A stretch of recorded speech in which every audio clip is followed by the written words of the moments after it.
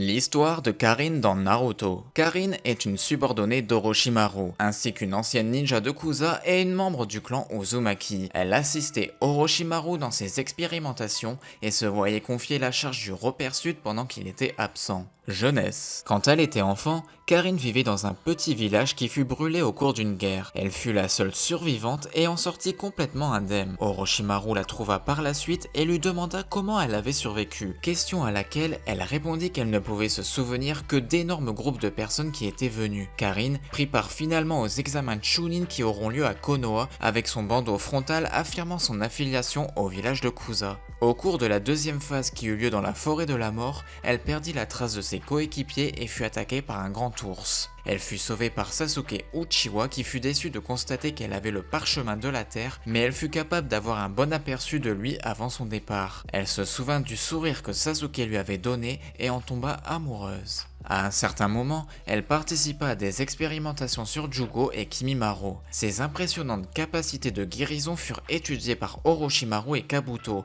dont ce dernier parvint à les reproduire. Contrairement au reste de Taka, Karin était véritablement loyale à Orochimaru, allant jusqu'à refuser de libérer les prisonniers d'Orochimaru et dans l'anime à les tuer pour avoir parlé de sa mort, même après sa défaite. Poursuite d'Itachi. Sasuke la recruta comme membre de Ebi. Elle demanda si Orochimaru était bien mort et elle s'enferma avec Sasuke après que Suigetsu alla libérer les prisonniers. Elle tenta de séduire Sasuke mais sans succès. Elle partit ensuite avec lui et Suigetsu. Lorsque le trio partit à la recherche de Jugo, elle se montra capable d'infirmer à Sasuke et Suigetsu que Jugo se trouvait parmi les dizaines de monstres qui les attaquaient. C'est aussi elle qui a appris au reste du groupe la façon dont Jugo était parvenu à rejoindre Orochimaru et les expériences qu'il avait subies. Elle trompa ensuite Suigetsu pour être avec Sasuke, mais Jugo les attaqua. Une fois Jugo enrôlé, Sasuke forma Ebi et révéla l'objectif de ce groupe, trouver Itachi Uchiwa, le frère de Sasuke. Ils se séparèrent par la suite pour trouver des informations. Karin était imprégnée de l'odeur de Sasuke, et cela attira l'attention de Sakura et des deux chiens ninja de Kakashi attaqués. Mais elle ne se fit pas remarquer car il s'attendait à voir le vrai Sasuke plutôt que elle. Elle retrouva Sasuke dans un sale état après son combat contre Deidara. Elle garda les draps dans lesquels Sasuke avait transpiré lorsqu'il se remettait de ses blessures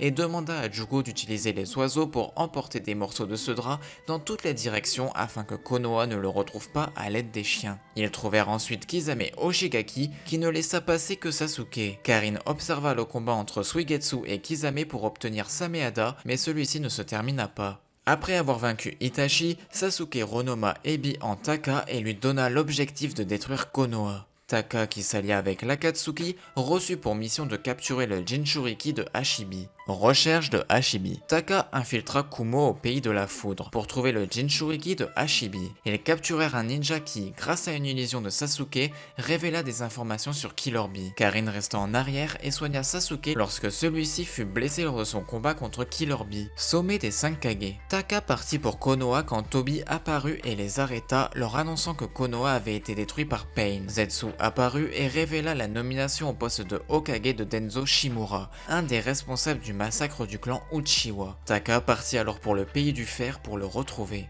Karin dissimula son chakra afin que Si ne la retrouve pas et observa le combat. Elle remarqua la noirceur du chakra de Sasuke et elle en prit peur. Elle accompagna Sasuke à l'endroit où se trouvait Denzo. Tobi apparut, sauva Sasuke d'une mort certaine et demanda à Karin de le soigner. Par la suite, elle fut libérée en même temps que Sasuke devant Denzo prêt à se battre. Karin observa le combat et tenta de comprendre la technique de Denzo. Elle finit par trouver que Denzo utilisait Izanagi pendant 60 secondes afin de l'annuler. Par la suite, elle soigna Sasuke quand Denzo n'eut plus de Sharingan sur son bras droit. Elle fut prise en otage par Denzo qui souhaitait hypnotiser Sasuke avec l'œil droit de Shisui Uchiwa. Mais Sasuke n'hésita pas à transpercer Karin avec la lance acérée du Chidori pour atteindre le cœur de Denzo. Karin se retrouva grièvement blessée. Sakura arriva dans le but de tuer Sasuke et lui fit croire qu'elle voulait le rejoindre. Sasuke lui ordonna alors de tuer Karin, mais il chercha à l'éliminer avec un Chidori. Elle dut sa vie à Kakashi venu pour l'arrêter. Karin fut soignée par Sakura et resta en arrière. Confinement des Jinchuriki. Karin fut vue en train d'être interrogée par l'unité d'interrogatoire et de torture de Konoha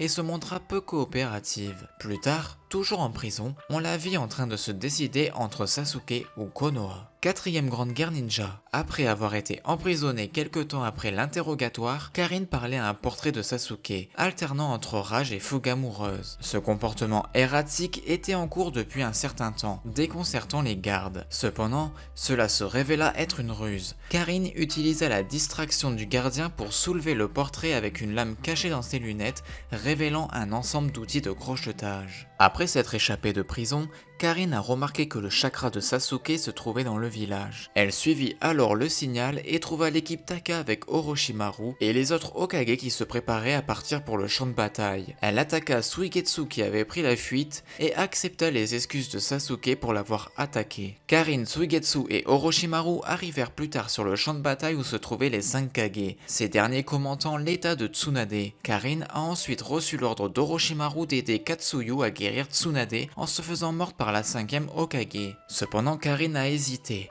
car elle ne voulait que personne d'autre bénéficie de la morsure à part Sasuke.